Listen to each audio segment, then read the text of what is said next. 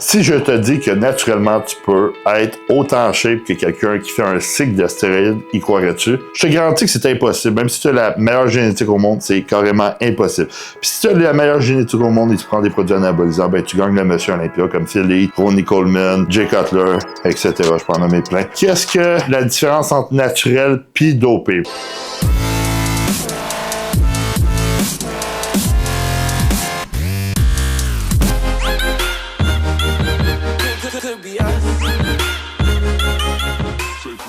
Premièrement, quand tu es naturel, tu produis un maximum de testostérone. Le range varie entre, si je ne me trompe pas, 8 et 25. Je me souviens plus de l'unité de mesure exactement. Ça dépend aussi de l'unité de mesure. Tu es dans le range. Puis aussi, ta FSH puis ta LH est dans les normes. Ce qui veut dire que ça fait en sorte que tu es naturel.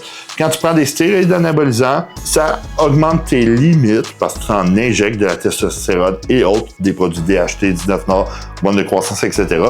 Tout ça t'aide à augmenter ta rétention de nitrogène, ta récupération, ainsi que ton volume musculaire. Tout ça va augmenter ta synthèse de protéines, ce qui veut dire que tu es constamment en synthétisation de protéines. Versus quand tu es naturel, au bout de 48 heures après l'entraînement, ta synthétisation de protéines du muscle que tu as entraîné est plus élevée. C'est pour ça que quand tu n'es pas naturel, tu peux entraîner un muscle une fois semaine, puis ça ne change rien parce que tu es tout le temps en constante synthèse de protéines. Par la suite, on va mettre de quoi au clair. Dans les années 2000, début 2000, ils ont fait une étude entre quelqu'un qui s'entraîne pas et qui prend des anabolisants versus quelqu'un qui s'entraîne et qui en prend pas. Et le gars qui s'entraînait pas puis qui prenait des anabolisants avait gagné, je pense, 3 kilos de masse musculaire. Mais ces tests-là, c'est des vieilles études. Puis, dans le fond, ils calculaient pas la rétention de nitrogène, ce qui veut dire l'eau qui est dans le muscle. Parce que si tu t'entraînes pas sur les anabolisants, tu prendras pas de muscle. C'est aussi simple que ça. C'est de la rétention de nitrogène parce que au bout de 3-6 mois, je me souviens plus du temps, ben, la personne qui s'entraînait pas, qui prenait des anabolisants, elle avait pas pris plus de poids.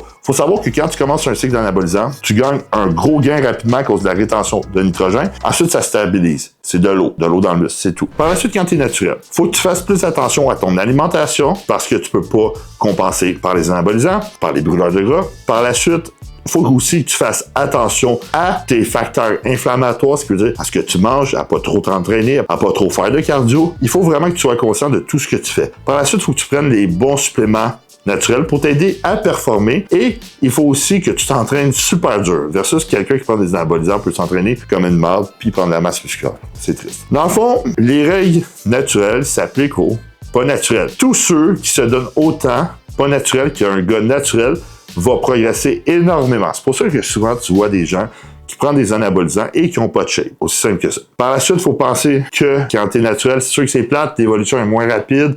Puis à un moment donné, tu stagnes, puis tu restes au même niveau. C'est sûr, si tu veux devenir un compétiteur en bodybuilding, être naturel, c'est pas la meilleure idée. Faut que tu passes du côté obscur pour progresser et améliorer ton physique. Dans le fond, c'est sûr que quand t'es pas naturel, ça peut engendrer des problèmes de santé, tels que acné, premièrement, ok, un des effets secondaires des stéroïdes, élargissement de la prostate, perdre des cheveux, donc calvitie. Par la suite, ça peut amener problèmes cardiovasculaires, vu que ça aussi joue sur ton cholestérol. Ça cause aussi de l'hypertrophie du ventricule gauche du cœur. Ça veut dire que tu as un cœur d'athlète, c'est pas très bon pour la santé. Par la suite, ça peut causer des problèmes de rein, problèmes de foie, élévation de la pression sanguine. Ça peut causer aussi de la neurotoxicité, ce qui veut dire que ça va causer des problèmes dans ton cerveau.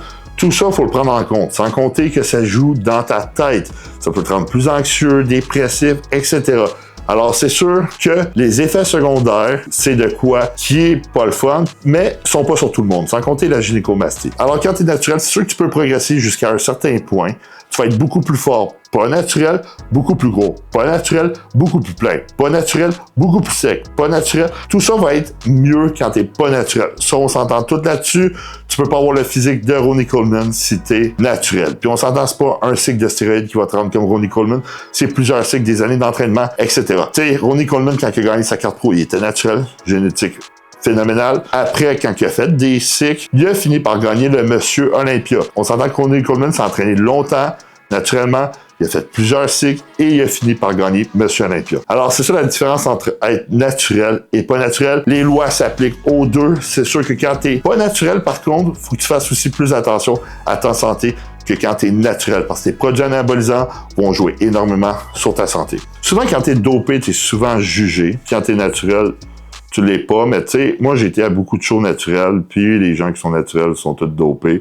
puis c'est facile de passer les tests. Puis on s'entend que les naturels, ils aiment ça dire à quel point ils sont naturels. Puis souvent, il y en a qui aiment ça dire à quel point ils sont naturels puis qui ont un physique de merde. Alors moi, personnellement, je respecte dans les deux cas. C'est la discipline qui donne tout. Parce que si tu veux un physique hors pair, faut que tu sois discipliné, faut que tu t'entraînes dur, tu diètes et que tu fasses ce qu'il faut. Tu sais, si ton objectif est d'être Monsieur Olympia ou gagner un show pro, c'est sûr que ça sera pas naturel. Ça, on s'entend là-dessus. Il y a certains avantages de pas être naturel aussi, comme la libido de feu. T'as aussi la récupération de malade et les pompes de fou.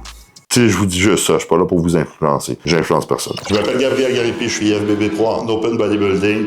Dans le fond, je suis le head coach de la team GG Coaching. Si jamais ça t'intéresse de prendre une consultation avec moi au maté, je t'invite à cliquer sur le lien dans la description. J'ai des centaines de transformations physiques à mon actif. J'ai fait virer 7 personnes IFBB Pro, que ce soit en figure, classique physique, men's physique et moi-même en Open Bodybuilding. Alors, je t'invite à prendre une consultation dès maintenant si tu veux perdre du gras ou prendre un maximum de masse musculaire. Pour finir, j'ai un grand respect pour tous ceux qui sont naturels et ceux qui ne le sont pas. Honnêtement, tous ceux qui font ce sport-là, je les respecte parce que c'est un sport qui est extrêmement dur. C'est le sport le plus dur que j'ai fait, puis j'en ai fait plusieurs sports. Pourquoi? Parce que c'est 7 jours sur 7, 365 jours par année. Il faut être discipliné à l'année longue. Et ça, c'est respectable. Même si tu n'as pas la shape que tu désires, le physique que tu veux, ben, c'est respectable. Alors, n'oubliez pas que je suis pas médecin, je recommande pas l'utilisation d'anabolisants. Je suis juste là pour vous divertir. Si tu as aimé ce petit vidéo-là, je t'invite à liker la vidéo. N'oublie pas d'écrire en commentaire ce que tu aimerais savoir dans une prochaine vidéo. N'oublie pas de t'abonner à ma chaîne puis de regarder mes autres vidéos.